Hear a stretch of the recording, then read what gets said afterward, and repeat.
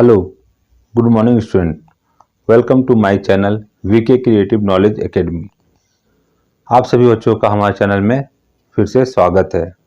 आज हम आपके सामने क्लास 8 का चैप्टर सूक्ष्म जीव माइक्रो ऑर्गेनिज्म लेके आए हैं। इस चैप्टर में हम आपको पूर्ण रूप से सूक्ष्म जीवों के बारे में बताएंगे। तो चलिए बच्चों, हम लोग अपना वीडियो शुरू करने से पहले आप सभी बच्चों से रिक्वेस्ट है कि अगर हमारे चैनल में आप सभी नए हैं तो प्लीज़ चैनल को लाइक करें, सब्सक्राइब करें और कमेंट करें, और साथ ही नोटिफिकेशन बेल को ऑन कर दें, जिससे हमारा नया आने वाला वीडियो का नोटिफिकेशन आपके पास जल्द से जल्द पहुंच सके। तो चलिए हम लोग शुरू करते हैं। बच्चों, हम लोग चैप्टर में यह देखेंगे कि सूक्ष्म जीव किसे कहते हैं। तो सूक्ष्म जीव के बारे में हम लोग जानेंगे। सूक्ष्म जीव क्या है? हम लोग जनरली देखते हैं कि हमारे चारों तरफ पूरा वायुमंडल में विभिन्न प्रकार के छोटे छोटे कण उपस्थित होते हैं। ये सभी कण चाहे बहुत बड़ा हो चाहे सूक्ष्म हो, ये किसी ना किसी रूप से हमारे चारों तरफ फैले हुए हैं। हमारे पर्यावरण में कई प्रकार के बड़े से बड़े जीव जंतु, छोटे छोटे जीव जंतु उपस्थित हैं, लेकिन हमारे चारों तरफ हमारे कार्यों में या विभिन्न प्रकार के किसी प्रत्यक्ष चाहे अप्रत्यक्ष रूप से हमारे अनेक कार्यों में हमारे सूक्ष्म जीवों का योगदान होता है। सूक्ष्म जीव का मतलब है, जैसे हम लोग देखते हैं कि घर में बहुत सारे वस्तु यूं ही छूट जाता है, चाहे खाद्य पदार्थ हो, चाहे घर में बरसात के दिन में कपड़ा हो, कुछ दिन तक छूट जाता है तो देखिएगा उसके ऊपर छोटे छोटे रुई के समान संरचना उभर के सामने आती है। ये संरचनाएं क्या होता है? रुई के समान जो संरचनाएं होती है, यह संरचनाएं, इसको बोलते हैं राइजोपस नाम के सूक्ष्म जीवाणु, उसके ऊपर उगना शुरू हो जाता है।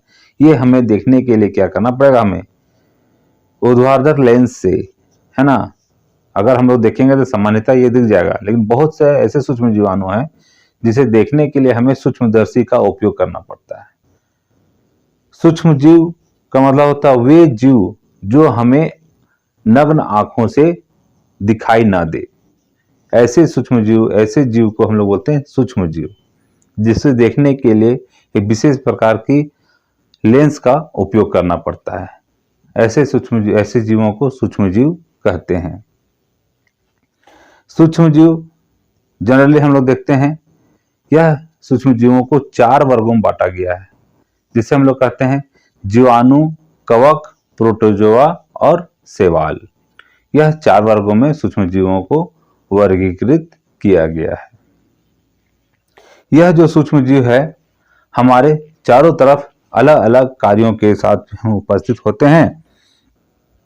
कुछ सूक्ष्म जीव हैं जो समूह में रहना पसंद करता है, और कुछ एकल कोशिका मतलब एक एक करके रहना पसंद करता है, अकेले रहना पसंद करता है।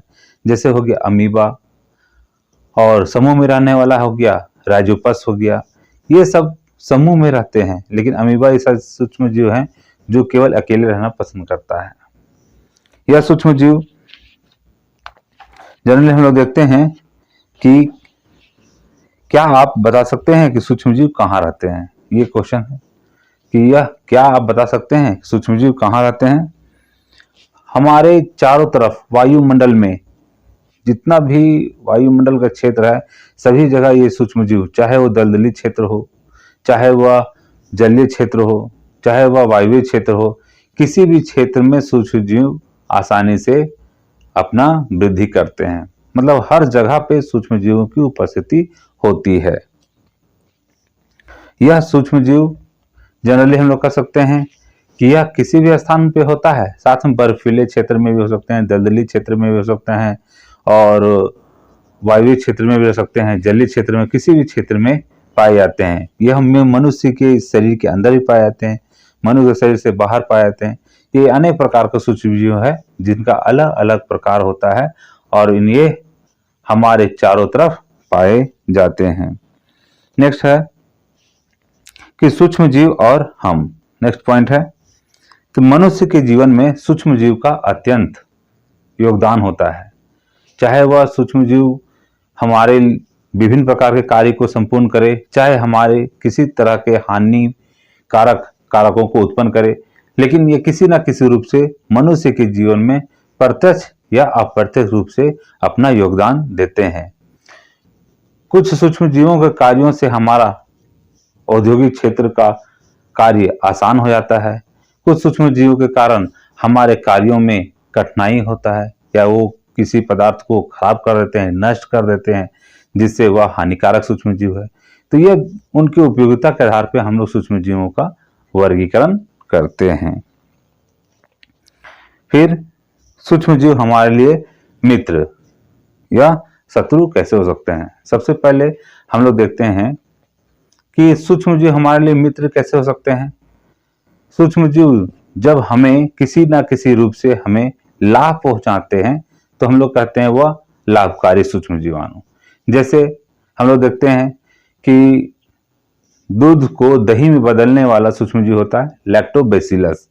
यह लैक्टोबैसिलस सूक्ष्म जीवाणु क्या करता है, दूध को दही में रूपांतरित कर देता है। दूध को बहुत तेजी से ये अपने आप को वृद्धि को बढ़ा देता है, जिससे यह दूध दही में रूपांतरित हो जाता है।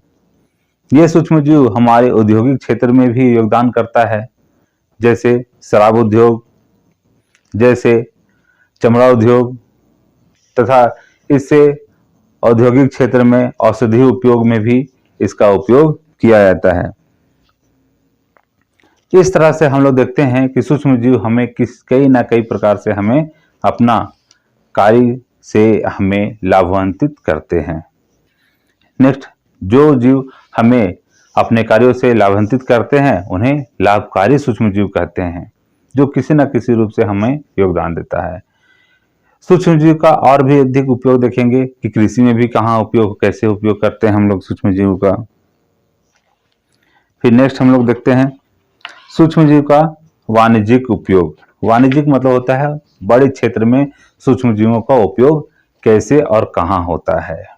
हम लोग देखते हैं कि बहुत से फलों के रसों के माध्यम से शराब का उपयोग किया जाता है, शराब का निर्माण किया जाता है।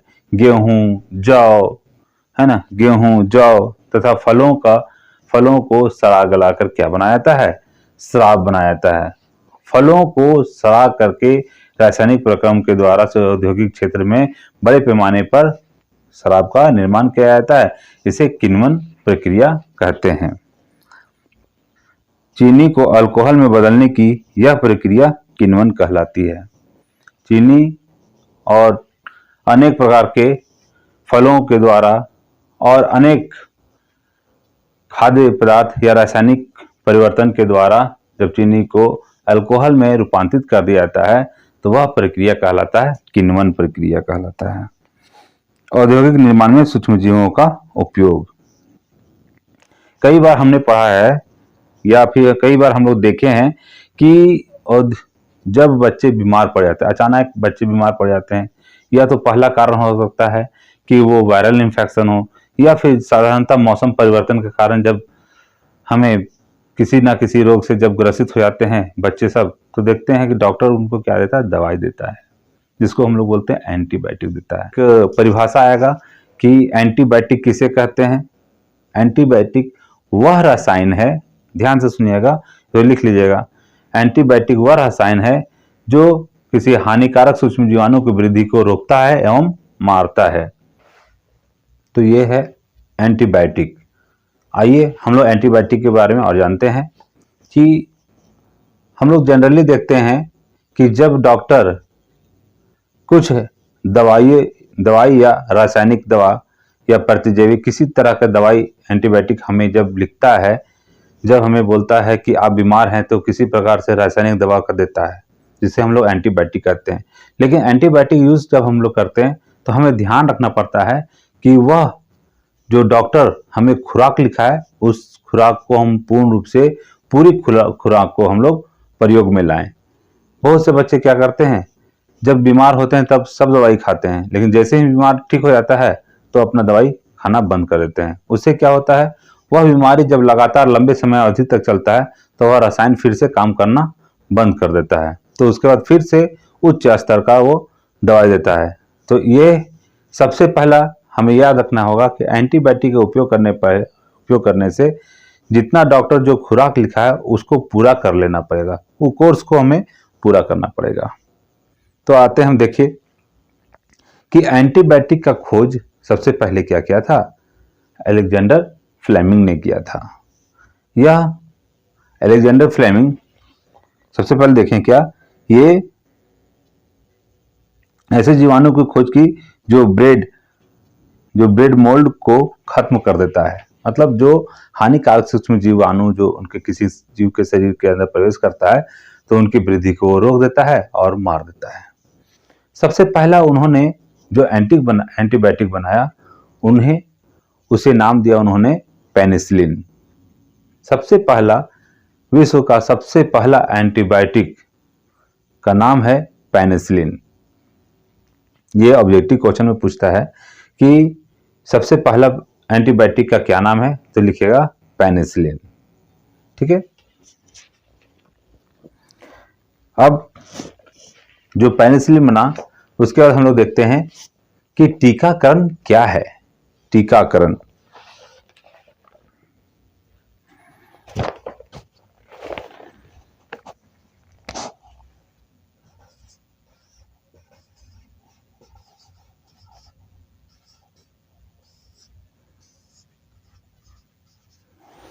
टीकाकरण को क्या बोलते हैं हम लोग, वैक्सीनेशन भी कहते हैं।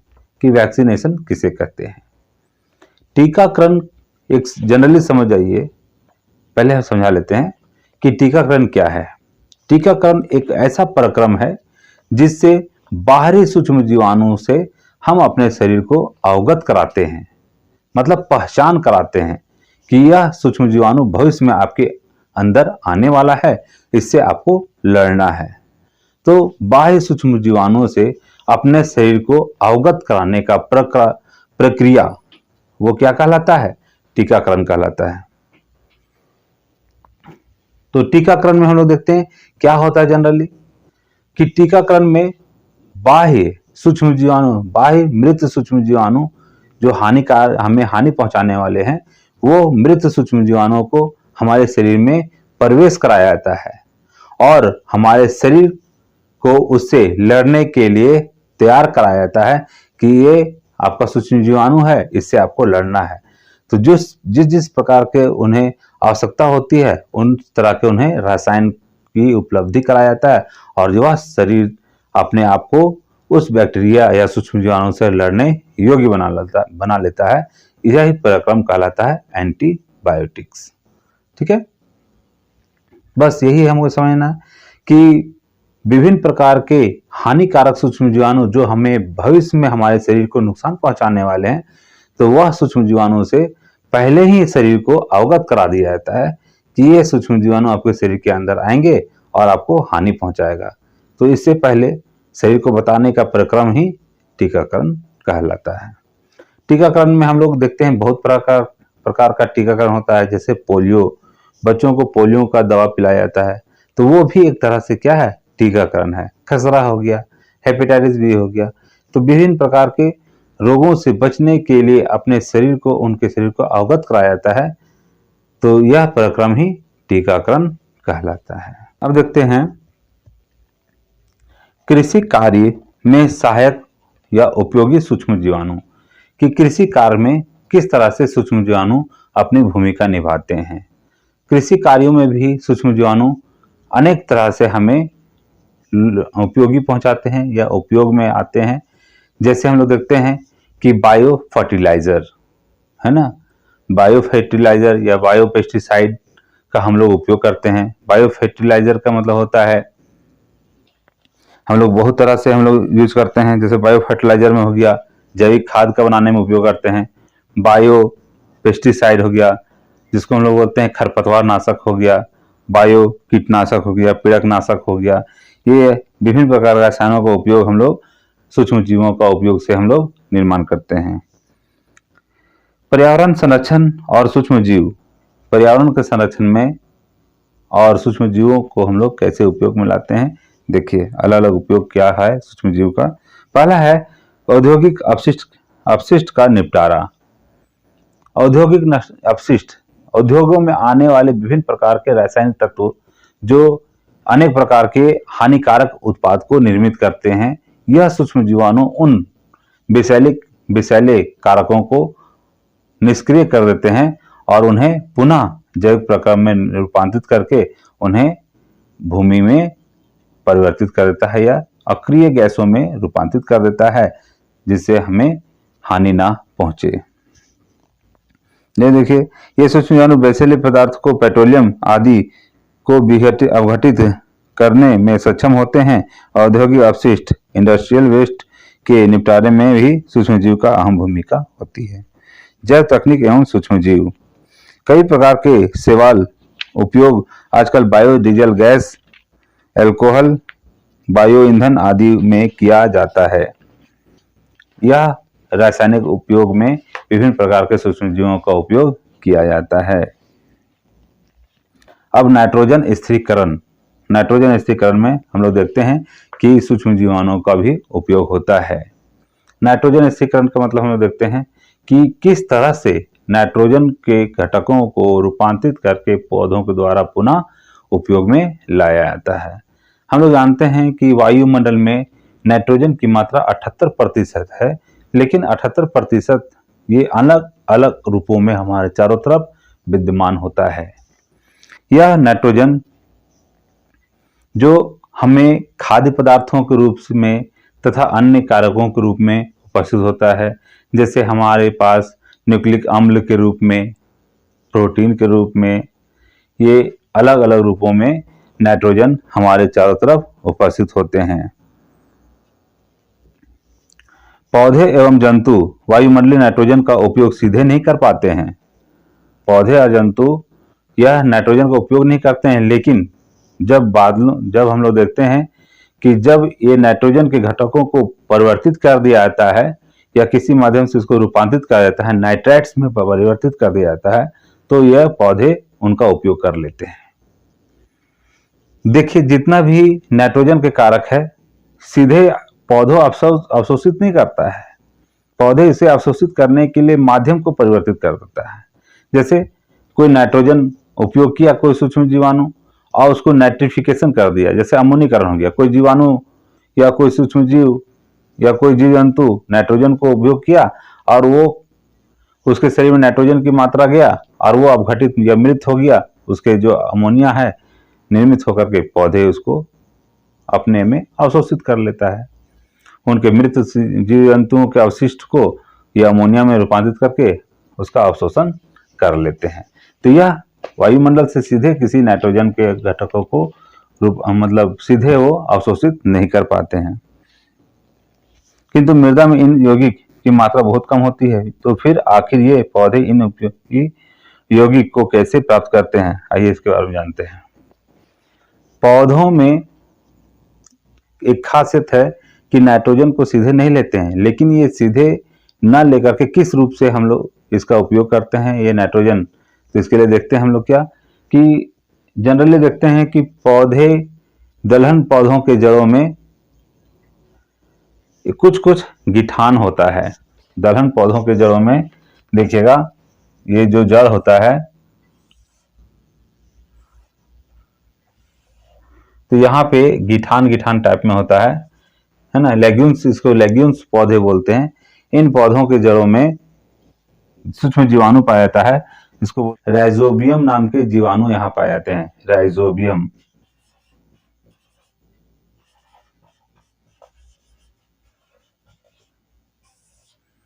राइजोबियम नामक सूक्ष्म जीवाणु पाए जाते हैं। यह नाइट्रोजन को स्थिरीकरण करके नाइट्राइट्स में परिवर्तित कर देता है। इसके पश्चात पौधे इसका उपयोग कर पाते हैं।